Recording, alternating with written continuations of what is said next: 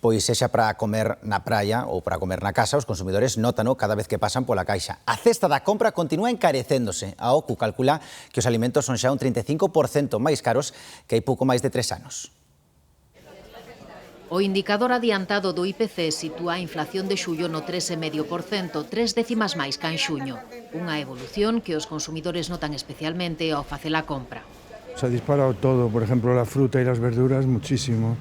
Y bueno, que son productos además de consumo habitual y esto lo que hace es empujarnos a comprar ultraprocesados. Antes con 50 euros llegabas al súper 3 días y ahora casi es cada 2 días a diario. Y si quieres comer fresco y sano tienes que pagar un precio muy alto. O prezo da cesta da compra da Organización de Consumidores e Usuarios medrou medio punto en xullo e xa custa ao redor de 320 euros, preto do máximo rexistrado en abril. O peixe lidera as subas.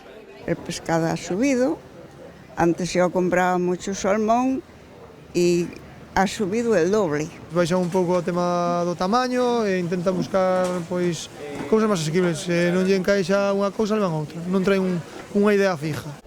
En concreto, as sardiñas encarecéronse case un 18%.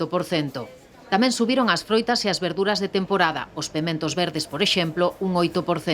Nas carnicerías o incremento foi máis moderado, pero os prezos continúan elevados. O que máis encareceu a mellor foron as chuletas de ternera, o solomillo. O panorama anima aos consumidores a buscar fórmulas para conter o gasto.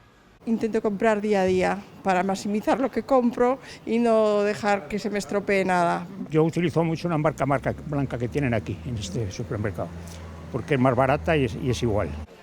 Segundo a OCU, os alimentos son agora un 35,5% máis caros que hai 3 anos.